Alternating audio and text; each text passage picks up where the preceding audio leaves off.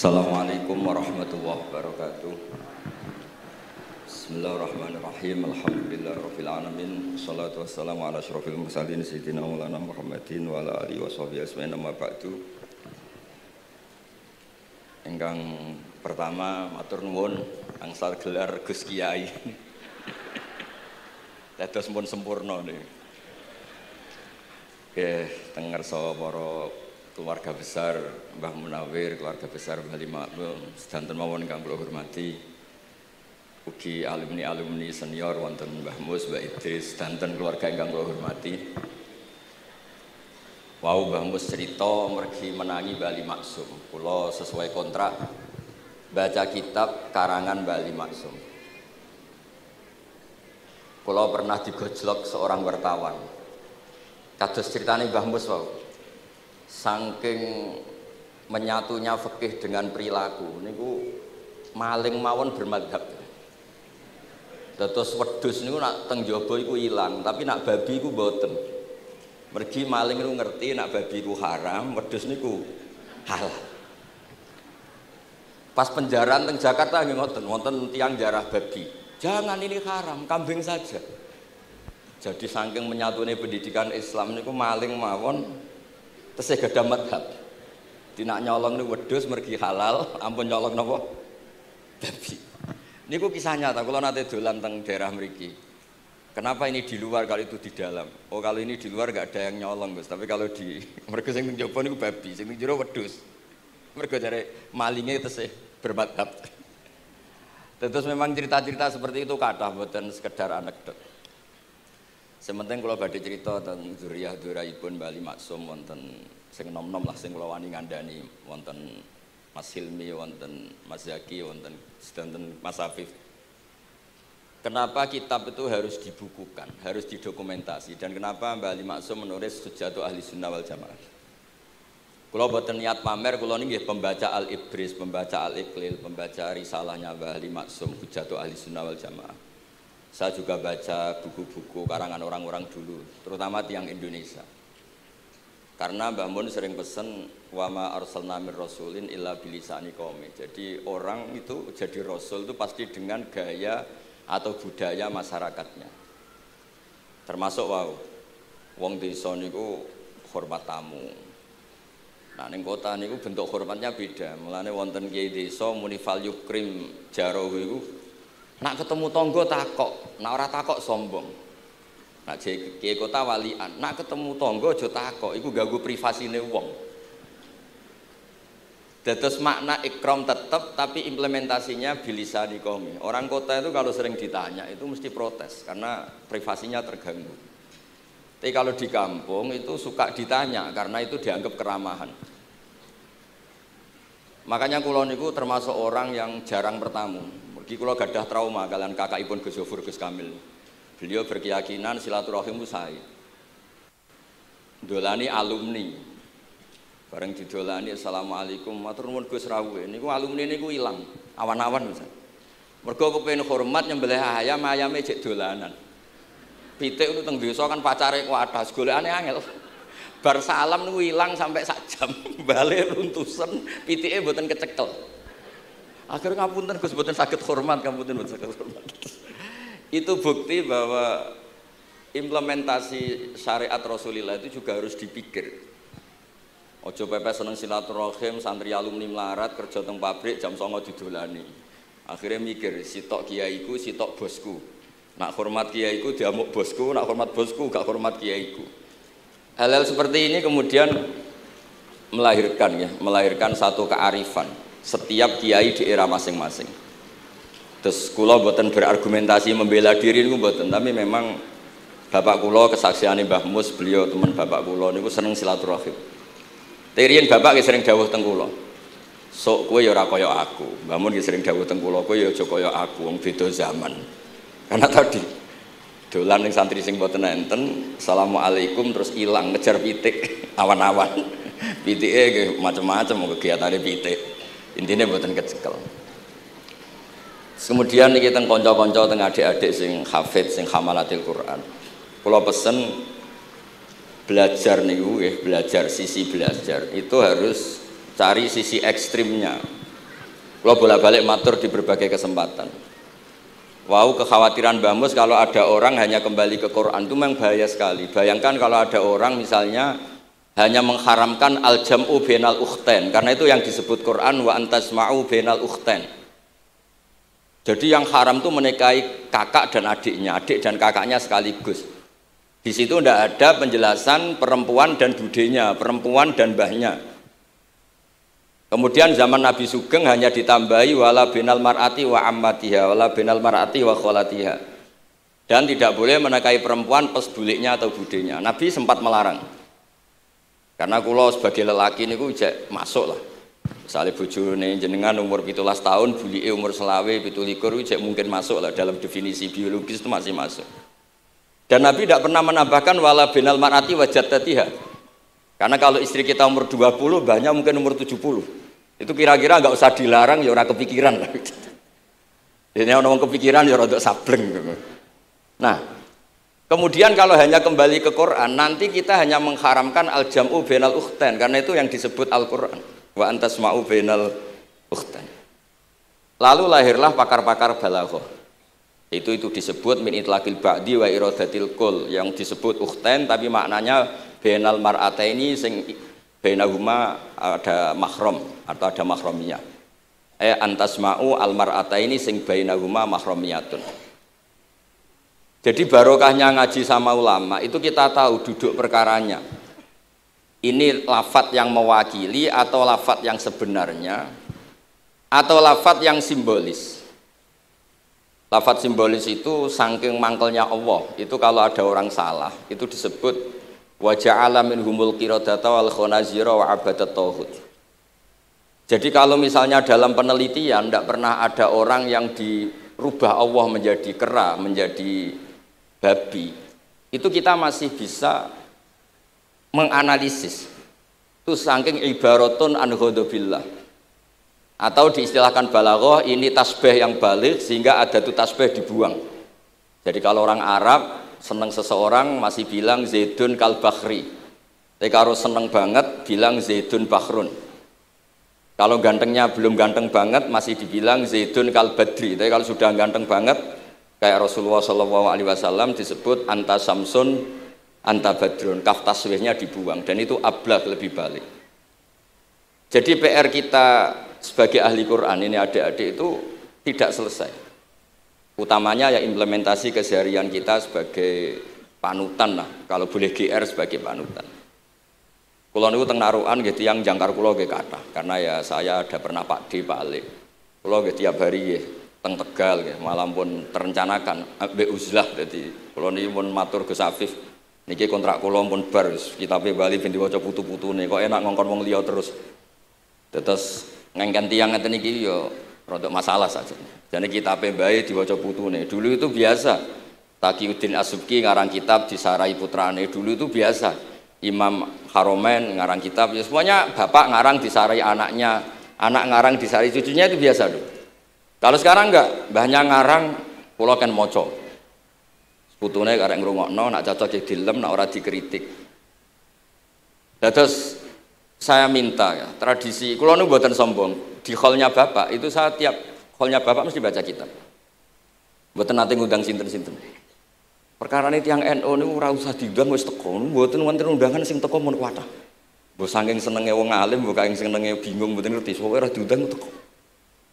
Ya akhirnya kula bingung, ora hormat iku dosa. Hormat iku sing teko iku ninggal kewajiban ngurusi bojone, timbang ngurusi bojo ribet nekani hall. Timbang mulang madrasah buncai buling-buling bisa roi sithik nekani hall. Lah terus kadang-kadang tiyang lunga niku nggih pelarian mboten mesti hormat. Niku penelitian niku sampean cek. Terus niki kula cerita pentingnya belajar Quran. Kemudian tradisi kita termasuk tradisi Bali Mbah Munawir. Kula tahu banyak lah tentang cerita Mbah Munawir karena nggih bapak saya itu hafal Quran, mbah saya hafal Quran dan diantara sanadnya pasti lewat Mbah Munawir. Quran di Indonesia itu kalau nggak lewat Mbah Munawir diantaranya lewat Kiai Said Sampang. Sekarang sudah generasi ketiga kalau nggak keempat yang sekarang kalau nggak salah Kiai Rafiq bin Mansur bin Kiai Said. Dan di keluarga kula nggih keluarga Lasem sama keluarga Damaran di Kudus.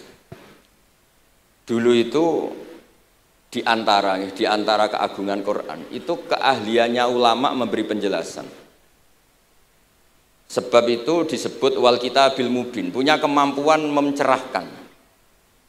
Kalau memberi analogi, kalau kita belajar Ihya, itu hal yang tidak masuk akal itu menjadi masuk akal. Misalnya begini, orang tuh kalau dirasani itu harusnya seneng karena itu app kamu dibuka dan kamu menjadi tahu.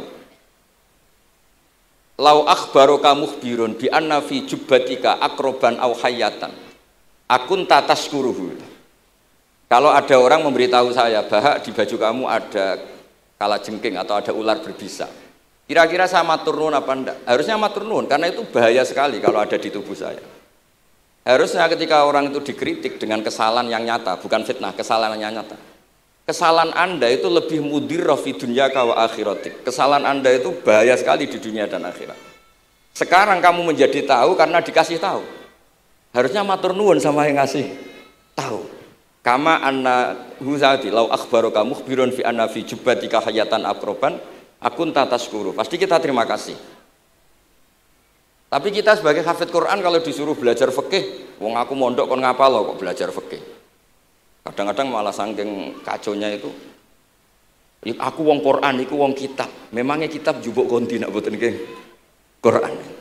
Jadi masalah-masalah yang saya sering dikelui beberapa kiai termasuk Gus Kafabi Lirboyo pernah cerita, saking nggak pernah ngajinya, ada orang takut mutah karena hamil pas sholat ngunyah permen. Nggak tahu kalau itu membatalkan apa? Sholat. Jadi banyak cerita-cerita nyun sewu tanpa ingin tangkis merendahkan hafidh-hafidhah kita, hamalatul Quran, hamilat ini ada masalah fiqhiyah keseharian. Kalau dulu itu udah ada. Kunna nata'allamul Quran, kunna utinal iman qoblal Quran. Kita ini dikasih iman dulu baru dikasih Quran sehingga iman kita mantep. Baru belajar Quran, fana ta'allamuha asro'aya. Dulu kalau istilahkan Quran memang pakai dhamir muannas karena artinya ayat. Terus dan kita tidak beralih hatta nata'allama halalaha wa haromaha. Dan kita tidak beralih sebelum tahu halalnya mana, haramnya mana. Ini penting karena ada hal-hal yang sifatnya itu fatal kalau tidak ngerti. Misalnya tafsir, itu ada ayat wa min thamaratin nakhili wal a'nabi tattakhiduna minhu sakaron.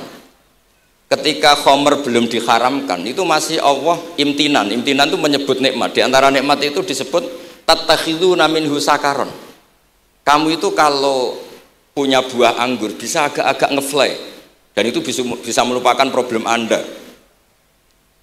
Kemudian ketika perang itu orang Islam itu sadar, yang orang kafir itu agak sakau, agak sakaron. Kalah dia pede, yang orang Islam gak pede karena sadar. Akhirnya masih ada jawaban kul fihi ma itsmun kabir wa manafi'u linnas, termasuk terus kendel. Akhirnya ya sama-sama agak ngefly, sebagian ya tidak semuanya. Sehingga haramnya khomer itu sampai 3 kali periode. Nah, pernah haram hanya kalau mendekati sholat, la taqrabus sholat wa antum sukaro. Tapi kalau mau sholat duhur ya nyakonya itu jam 7. Jangan setengah 12 nanti masih kuliah ayyuhal kafirun a'budu ma ta'budun wa antum abiduna ma.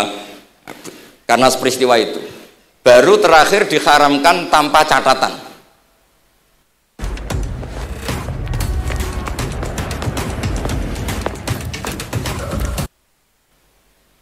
Nah hal-hal seperti ini misalnya saya ini Mbah Mus sering ngendikan, Pak Kures juga sering ngendikan, saya tidak percaya terjemah, kata Mbah Mus. Ya karena kalau terjemah itu berdiri sendiri, ada ayatun mansukhoh atau ahkamun sing mansukhoh atau hukmun sing mansuh.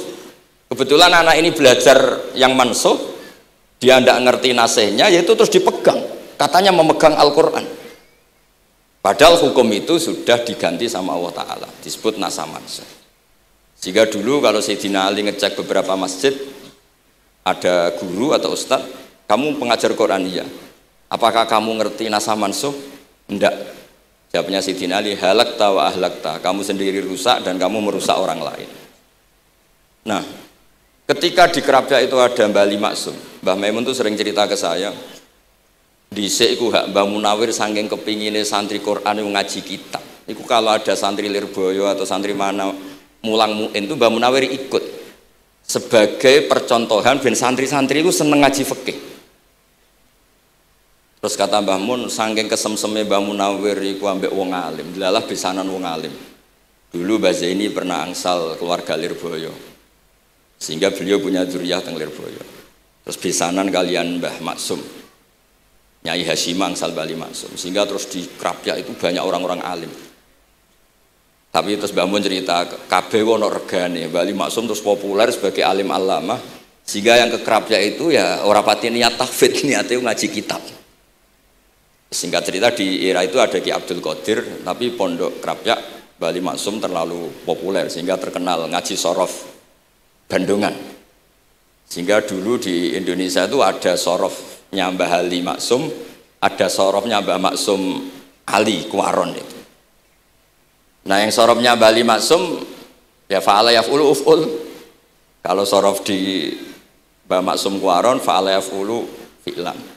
Yang satu ngikuti fi'il itu ya harus jejer fi'il, yang satu ngikuti jurumiyah. Kalau yang dikatakan master itu sing yaji'u salisan, yang datang ketiga dalam tasrifnya fi'il. Sebab itu terus tradisi sorof tadi yang dalam apa itu latihan munakosah tadi ditaskan anak-anak. Itu memang penting karena kalau kita nanti belajar sab'ah, sorof itu segala-galanya. Misalnya qiraatun Nafi' itu bacanya fala yuhzinka qauluhum. Karena beliau berkesimpulan kalau khazana yahzunu husnan itu susah, bukan menyusahkan. Yang makna menyusahkan itu af'ala yuf'ilu ifalan, sehingga qiraat sab'ah ya antara fala yuhzinka qauluhum sama fala yuhzinka qauluhum. Tapi Imam Asim cara berpikir secara riwayat, tentu qiraah itu sunnatun muttaba'ah. Banyak lafadz yang sudah seperti itu sudah mutaaddi, kayak qatala yaqtulu qatlan itu qatalahu bukan aktalahu. Sehingga beliau menganggap khazana yazunu sudah mutaaddi binafsi, jadi enggak perlu dibaca fala yuzinka qauluhum, cukup dibaca fala yuzunka qauluhum. Dan saya berkali-kali matur teman-teman yang mengkaji Quran, kafa ayak fu'ukuf'an itu bacaannya Imam Nafi', karena memang yang maknanya mukafa'ah itu mahmuslam. Tapi orang Quraisy itu enggak suka hamzah, sehingga ditakhfif menjadi kafa ayak fa'ukufuan, meskipun mereka tahu kalau itu mahmuslam. Nah Imam Asim di beberapa bentuk fi'il itu masih memahmuskan. Misalnya Allahu yastahzi'u bihim, di isim fa'il juga mustahzi'un. Tapi kalau masdar beliau bacanya huzuan, kufuan.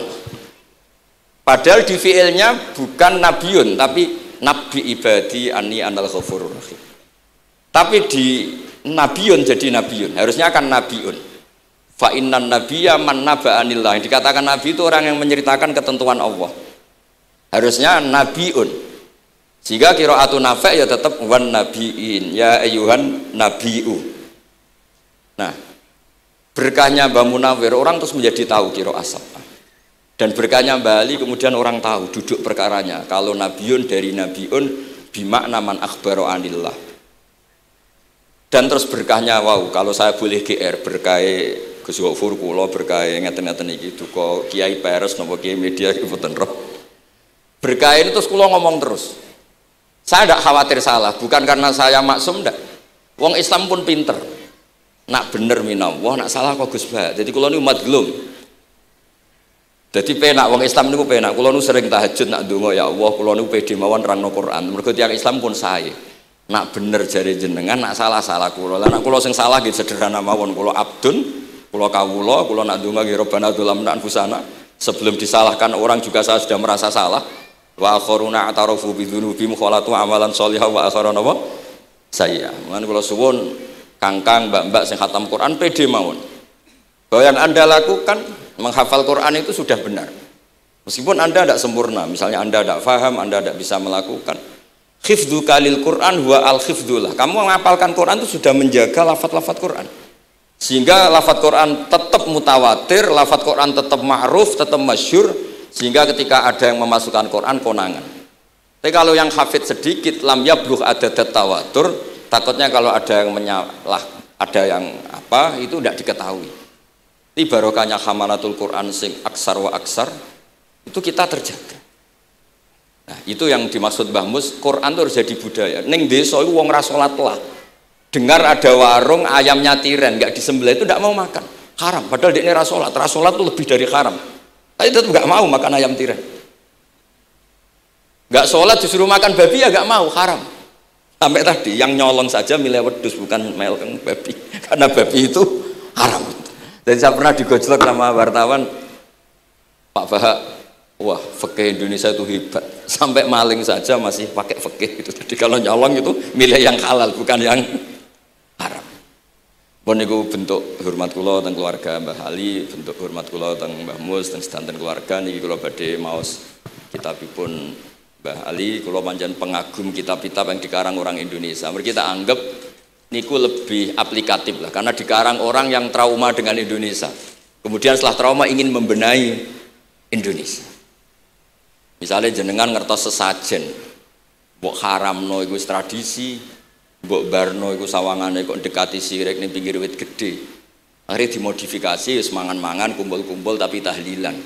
Lah mosok tahlilan la ilaha illallah barani kalimatu syirkin. La ilaha illallah itu kalimatu syirkin kalau dilafatkan di bawah pohon. Terus piye logikane ku piye? Kalau bolak-balik matur. Hadhil kalimah sara bihal kafiru mu'minan. Fa kaifa saral mu'minu kafiran juga bihadhil kalimah, itu logikanya enggak ketemu. Orang yang kafir puluhan tahun saja sekali melafatkan la ilaha illallah Muhammadur Rasulullah, qul lil ladzina kafaru iyantahu yufar lahum ma qad salam. Selesai, sara mu'minan. Bihadhil kalimah.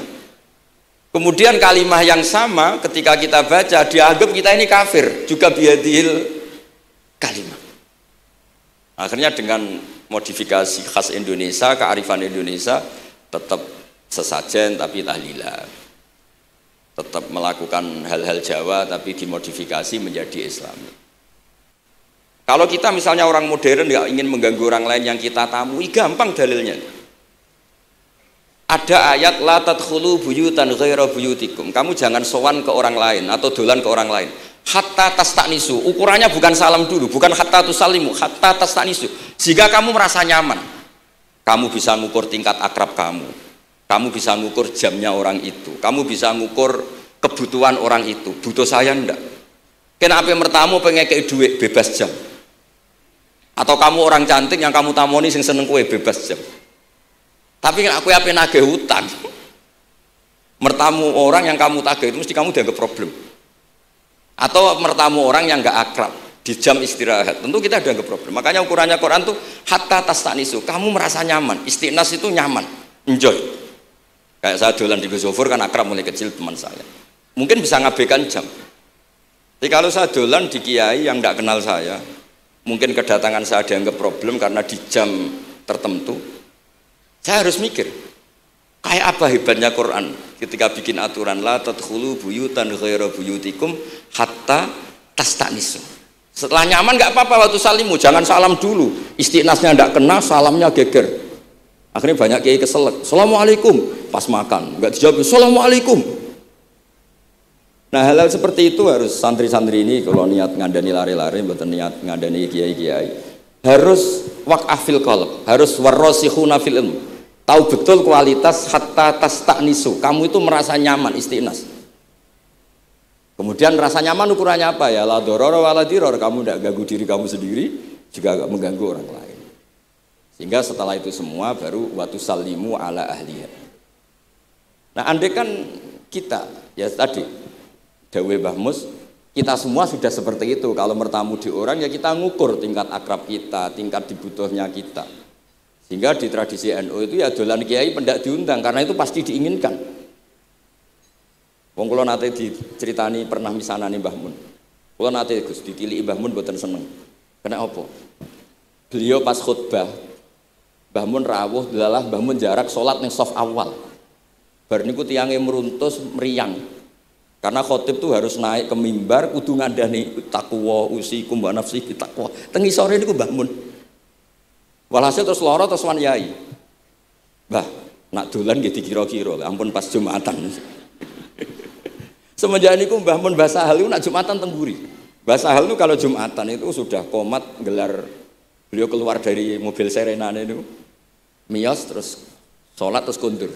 Kalau dulu ya janggal, iki wong alim alama nak sholat kok guri. Ternyata itu nggak ingin jadi problem bagi khotib.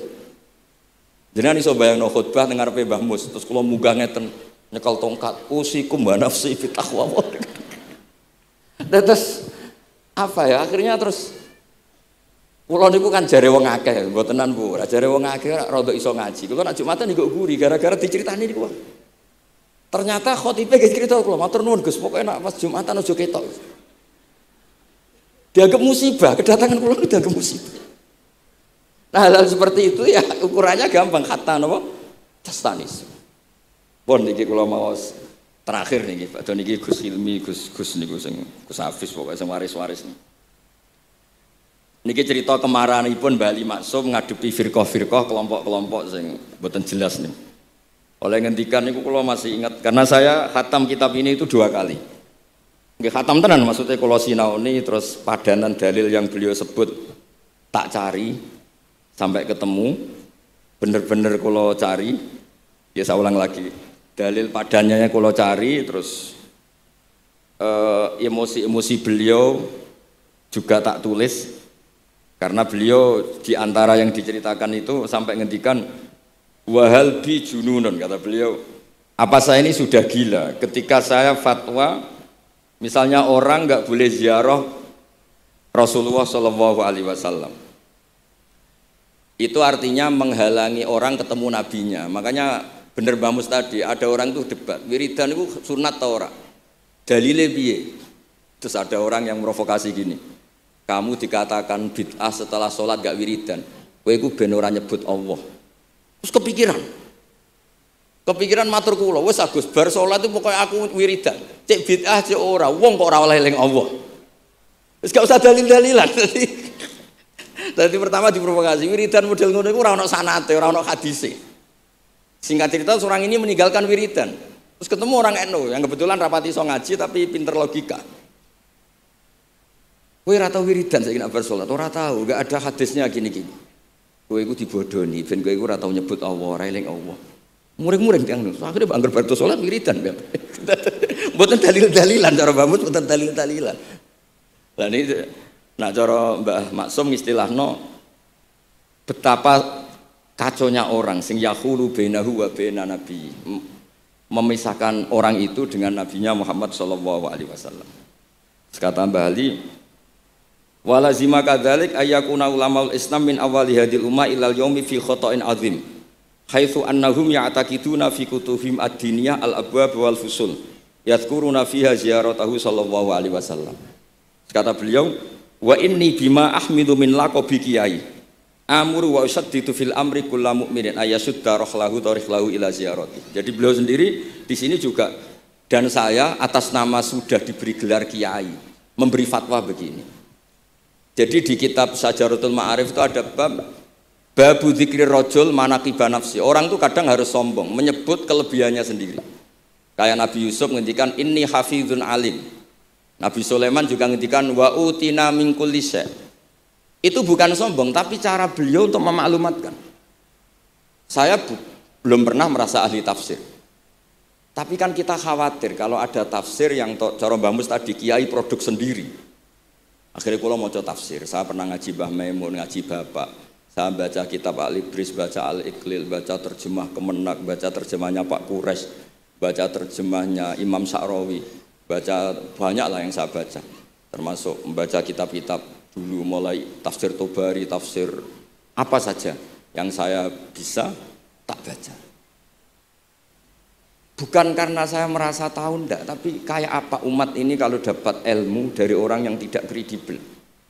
Kalau misalnya itu sombong, nah sekarang dokter gigi juga nulis, dokter gigi, dokter jantung, itu kalau enggak nulis ya enggak tahu kan barokahnya. Makanya kalau suwon santri-santri misalnya jenengan ahli takrib itu semua untuk rumah, ahli takrib medium, spesial bab ibadah kan.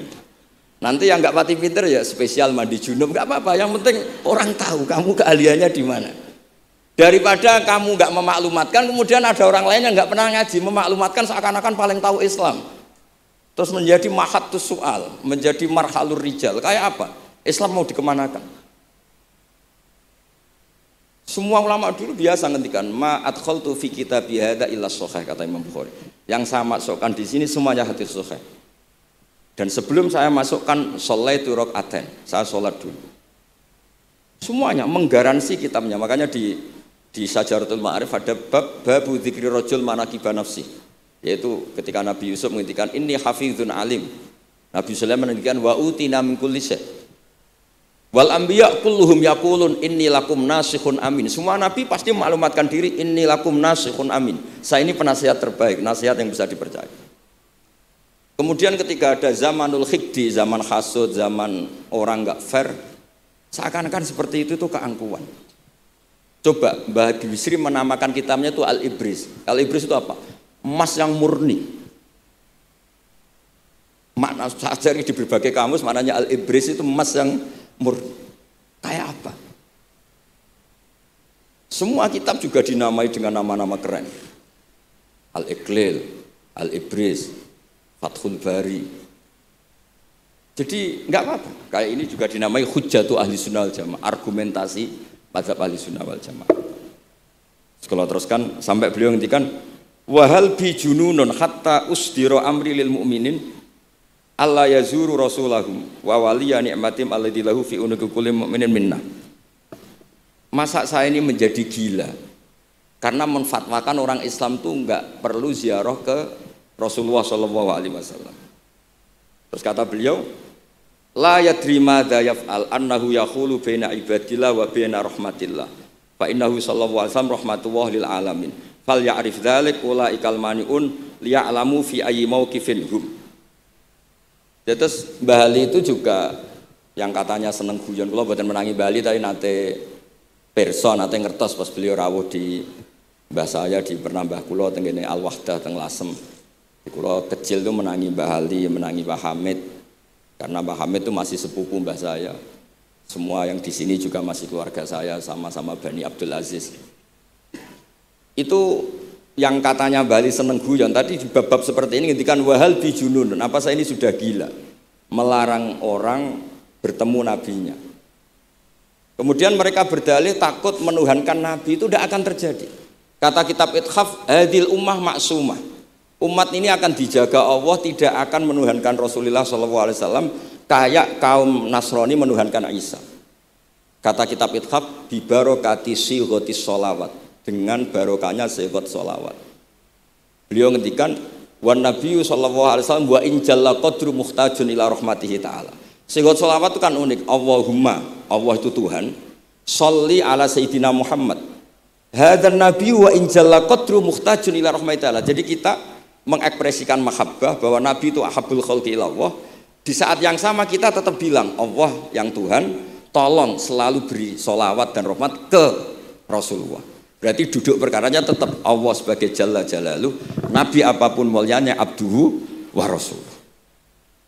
Jadi sholawat itu sudah sehat yang insya Allah tidak akan menjadikan hadil ummah mengkultuskan Nabi hatta rofa'uhu ila darujatil uluhiyah. Karena barokahnya sehat sholawat tetap Allahumma al-mu'ti wa nabi wa injalla qadruh al-mu'ta yang dikasih.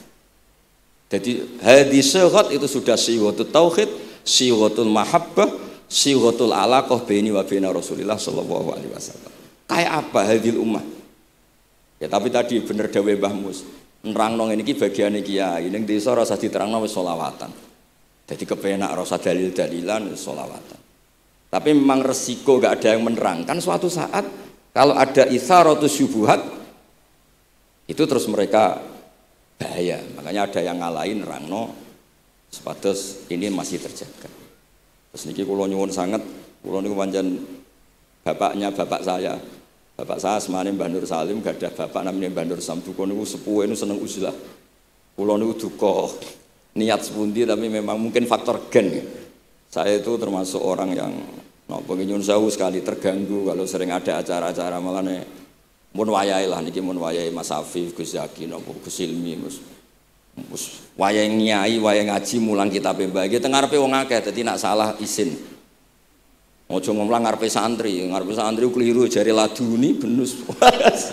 Sok repot. Terus niki mboten Mboten niat menapa ngoten mawon. Assalamualaikum warahmatullahi wabarakatuh.